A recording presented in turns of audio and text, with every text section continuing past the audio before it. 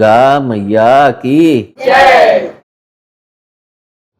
शिव वैराग्य के देवता हैं, तो उनसे सांसारिक चीज़ों की इच्छाएं मांगना किस हद तक सही है? मतलब मांगना चाहिए या नहीं?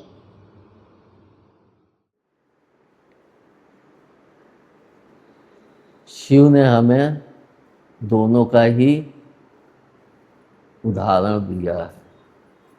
वैराग के भी देवता हैं तो धन्य धान और राजसी वैभव के भी देवता हैं, लेकिन हम लोगों के सामने सिर्फ शिव का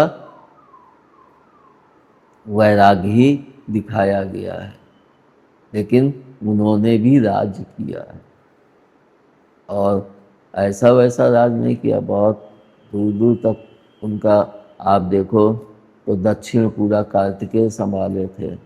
उधर शिव जी का कितना नाम हुआ। पश्चिम साइड में आप जाएंगे तो उधर गणेश जी को बहुत मानते हैं। अब तो पूरे भारत में माना जाता है। और जो पूरब दिशा है वो माता जी का है। तो माता जी आपको देखिए काली महाकाली कलकत्ते में और कई देवियों के वहाँ पे माता जी का उधर प्रभुत्व है।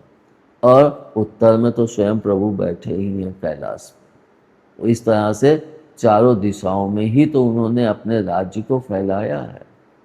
तो हम ये ना कहें कि शिव वैराग्य के ही देवता हैं, लेकिन हाँ हम ये कहते हैं कि जैसा हमारा भाव है वैसे ही हम प्रभु को रखते।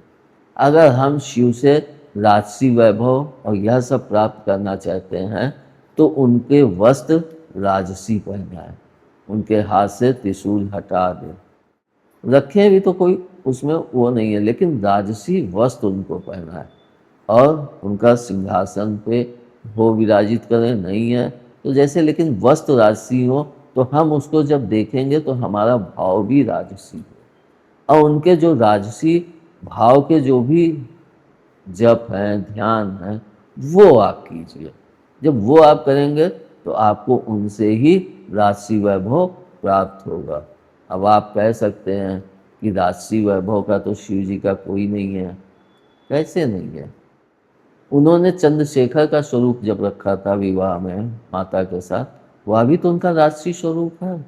और आप ये सोचो ना कि राज राजेश्वरी और कितने नाम माता जी के जो हैं वे राजसी हैं और उनके साथ सब में शिव पति रूप में जो है।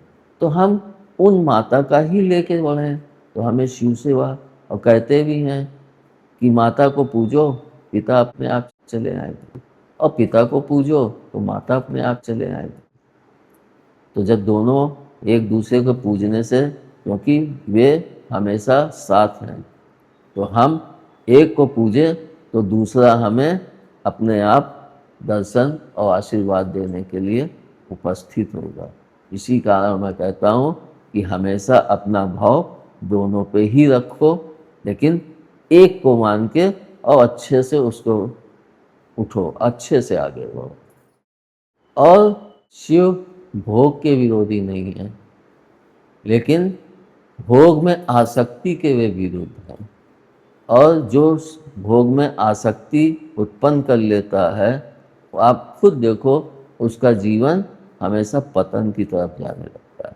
तो इससे हमें यह भी सीखना चाहिए कि शिव ने वैराग्य को अंतःकरण में धारण किया। अपने अंदर से वे वैरागी थे, लेकिन क्या उनके पुत्र नहीं थे? तो उन्होंने भोग भी तो किया। तो वे वैरागी भी थे तो भोगी भी थे। अब इसको हम एक उदाहरण से देखें। रावण कितना बड़ा शिव भक्त था कि उसने तांडव स्तोत्र की रचना की। तो जब उसने रचना की और उसने जाके फिर शिव जी का अगर आप भोग देखें तो शिव जी ने रावण से कहा कि मुझे सोने का महल बनाओ यहाँ पे। है तो उनकी लीला, लेकिन अगर तुम ये कहो कि वे भोगी नहीं थे, भोगी थे, तो उन्होंने रावण ने उनके लिए सोने का महल बनाया। लेकिन यहाँ पे उसकी आसक्ति हो गई कि इतना सुंदर महल, ये तो मेरे लिए होना चाहिए, इसको लंका ले चलें। तो उसकी आसक्ति हो गई, उसमें उस भाव में आसक्ति हो गई कि वह भक्ति भूल के उसमें जीने लगा कि ये महल हम कैसे शिव जी से ले लें। और फिर उसने उसका गृह पूजन करवाने में उन शिव जी से उन्होंने वह सोने का महल मांग लिया। अब शिव जी अंदर से तो वैरागी हैं, उनको कोई बात नहीं, ठीक है ले जाओ, लेकिन माता को दुख लगा, बच्चों को दुख लगा। तो उसका कितना बड़ा दंड रावण को मिला कि उसके बाद उसकी राक्षसी प्रवृत्तियां इतनी बढ़ गई कि राम को आके उसका वध करना पड़ा। इस तरह से हम देखें तो कहते ही हैं कि किसी का मन मत दुखाओ, अपनी आसक्ति को त्यागो और वैराग्यता अपने अंदर जैसे शिव ने धारण की वैसे अंदर से वैराग हो, बाहर से भले भोग मांग।